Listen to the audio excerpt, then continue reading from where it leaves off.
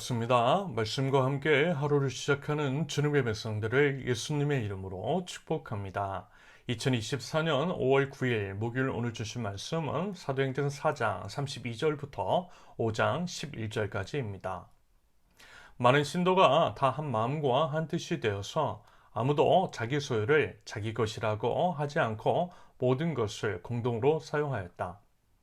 사도들은 큰 능력으로 주 예수의 부활을 증언하였고 사람들은 모두 큰 은혜를 받았다. 그들 가운데는 가난한 사람이 한 사람도 없었다. 땅이나 집을 가진 사람들은 그것을 팔아서 그 판돈을 가져다가 사도들의 발 앞에 놓았고 사도들은 각 사람에게 필요에 따라 나누어 주었다. 키프로스 태생으로 레위 사람이요 사도들에게서 바나바 곧 위로의 아들이라는 뜻의 별명을 받은 요셉이 자기가 가지고 있는 밭을 팔아서 그 돈을 가져다가 사도들의 발 앞에 놓았다. 그런데 아나니아라는 사람이 그의 아내 삽비라와 함께 소유를 팔아서 그 값의 얼마를 떼어 놓았는데 그의 아내도 이것을 알고 있었다. 그는 떼어놓고 난 나머지를 가져다가 사도들의 발 앞에 놓았다.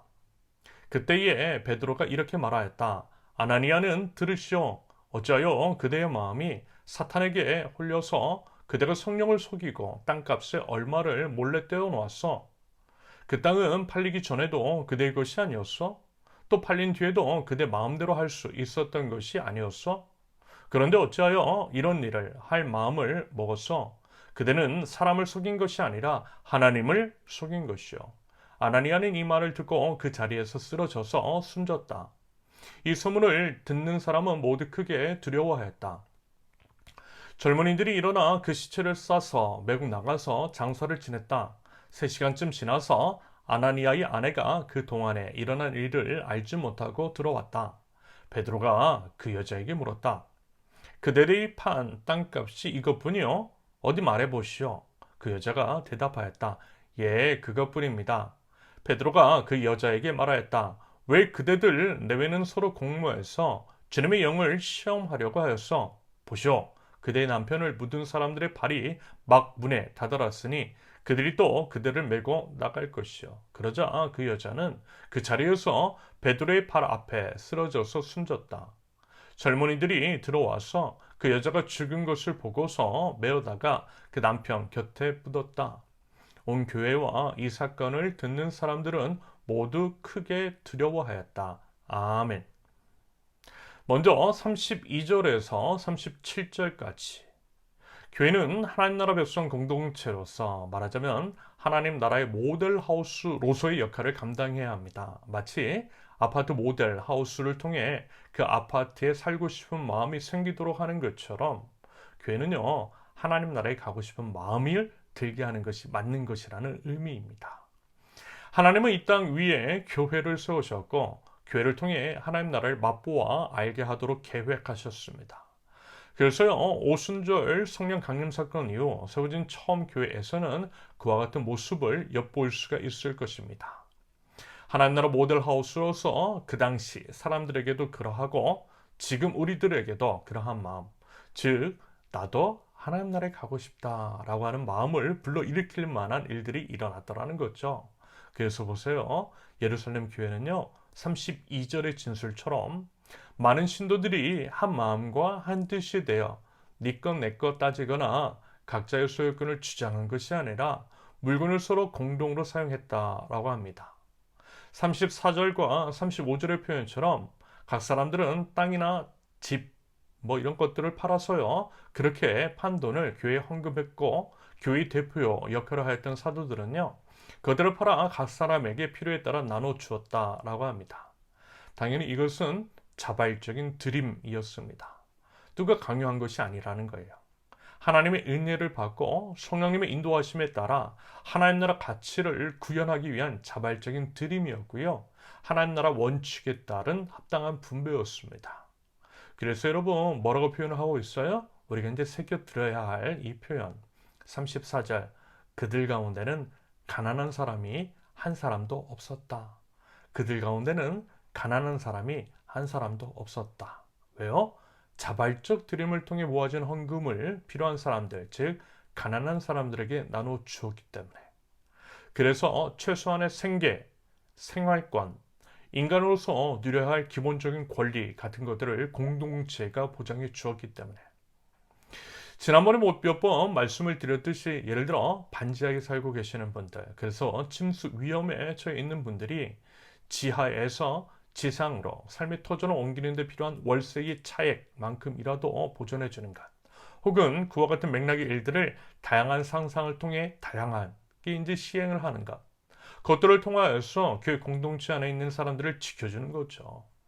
여러분, 그것이 교회 역할이고 그것들을 통하여서 사람들은요 하나님 나라를 맛보아 알 수 있다는 것입니다. 여러분, 당연히 그렇지 않겠어요? 교회 공동체가 나를 생각해주고 나를 지켜주고 나를 살려준다라는데 말입니다. 세상은요, 내가 밥은 먹고 사는지, 내가 사람다운 삶을 살고 있는지, 인간으로서의 기본적인 권리를, 예를 들어 이제 주거권이라든지, 기본적인 생활권을 누리고 있는지에 대해서 관심이 하나도 없지만, 교회의 공동체는 라면과 삼각김밥으로 식사를 겨우 때우고 있는 나에게 따뜻한 국밥 한 그릇, 햇빛이 잘 드는 지상에 있는 집에서 살 수 있도록 마음을 써주고 또 도움도 준다면, 여러분, 이런 것들을 통해서요 하나님 나라의 그 따스함을 맛볼 수 있지 않겠느냐라는 것입니다.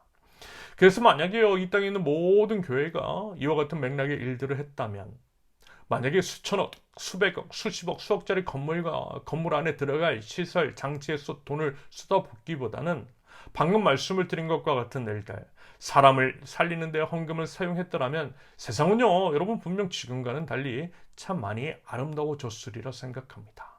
그게 참 많이 아쉽고요. 그래서라도 우리 세우는 교회는 이제까지 각 교회들의 과오를 반면 교사 삼아 정말 하나님의 나라는 이런 것이구나 라고 하는 이야기를 들을 만큼의 아름다운 일들을, 사람을 살리는 데 꼭 필요한 일들을 해나갈 수 있기를 기대합니다. 이어서 5장 1절부터 11절까지. 아무리 이제 초대교회, 하나님 나라 공동체에 이상이 많이 가까운 교회라 할지라도 사람이 모인 곳이에요. 사람은 사람이고 죄는 죄인입니다.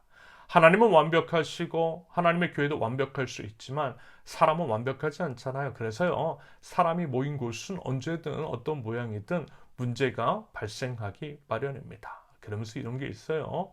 아무래도 뭔가 처음 기틀을 세울 때에는 엄격해야 하는 것들이 있습니다. 말 그대로 처음이기 때문입니다. 비행기가 처음 이륙을 할 때 가장 위험하고 가장 연료를 많이 소비하는 것처럼 처음 세워지는 모든 것들은요 그럴 수 있어요. 그래서 특히 조심해야만 합니다. 이런 이유로 성경에서도 처음 기틀을 잡을 때에, 예를 들어 처음 율법을 주셨을 때에도 그 율법에 대해 엄격하게 적용하셨던 것들을 확인할 수가 있습니다. 예를 들어 안식일에 나무로 하러 올라간 자를 가차 없이 죽이셨던 것이 바로 그 예가 될 수 있을 거예요. 말하자면 이와 같은 일이 지금 본문에서 등장한 아나니아와 삽비라 부부의 예일 수 있겠더라는 거죠. 간단하게 이야기를 하면 그들도 이제 자신의 소유를 팔아 헌금했던 것 같아요. 그런데 그 매매를 하고 받은 돈을요 일부 감춘 거예요. 그리고 나머지를 헌금한 것입니다. 당연히 여러분, 헌금을 하고 안 하고가 중요한 것이 아니라는 것은 아시겠죠? 액수의 문제 아닙니다.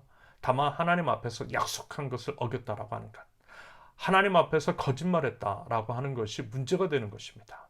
하나님 다 알고 계시는데 그 하나님을 속이려 했던 것이 문제였다라는 거예요. 여러분, 헌금이요 안 해도 돼요. 액수 중요하잖아요. 다만 하나님 앞에서 정직하실 수 있기를 바랍니다. 하나님을 속이지 말자라는 거예요. 여러분, 그것은요 하나님이 어떤 분이신지를 모르기 때문일 수 있고요, 알면서도 그랬다면 여러분 정말 심각한 범죄일 수 있습니다.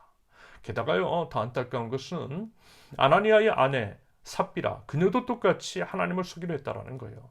남편이 이미 그와 같은 죄악으로 인해서 죽임을 당했는데 그녀도 똑같이 사도들을 속이려 했고요, 그래서 죽임을 당했다라고 하는 것이 본문의 기록입니다. 여러분, 말씀드린 그대로입니다. 참으로 하나님 나라다운 아름다운 모습이 가득했던 예루살렘 교회, 하지만 그 안에서도요 아쉽고 안타까운 일들이 인간의 욕심으로 인해 발생하였습니다. 사람은 역시 완벽할 수 없고요, 그래서라도 더더욱 주님을 의지해야 한다라고 하는 교훈을 얻게 됩니다. 아울러 하나님의 교회인 것은 물론이고 교회가 이제 처음 세워지고 있는 단계이기 때문에 엄격하게 죄를 다루신 면이 있다라고 봐요. 특히 이 부분은 우리 이제 세우는 교회가 세워져가는 과정 속에서도 적용하고 있는 부분입니다. 아마 이제 거의 모르시겠지만 이 원칙에 의해서 시행한 것들이 몇 가지 있고요. 나중에 이제 기회가 되면 말씀을 드리겠습니다. 여러분, 교회는요, 하나님의 것입니다. 하나님의 주인이세요. 주인이신 우리 하나님의 교회를 소중히 여기고 하나님께서 기뻐하시고 사람들에게 위로가 되는 교회 공동체를 세워나가는 저와 여러분들, 우리 세우는 교회 모든 성도들이 되실 수 있기를 예수님의 이름으로 축원합니다. 함께 기도합니다. 하나님께서 세우는 교회 공동체를 사랑하며, 하나님께서 세우는 교회 공동체를 사랑하며 교회 공동체를 소중히 여기고 지키기 위해서 노력합니다. 하나님 나라 모델하우스로서 하나님 나라를 맛보아 수 있는 교회 공동체가 되게 하시며 서로가 서로를 지켜주고 주님 안에서 더욱 하나 되어 나아가는 교회, 하나님께서 참으로 기뻐하시는 교회 공동체가 될 수 있도록 우리 하나님 함께하여 주시고 은혜를 더하여 주시옵소서. 예수님의 이름으로 기도합니다. 아멘. 하나님께서 오늘 주신 말씀과 각자의 기도 제목을 놓고 우리 잠시 기도합니다.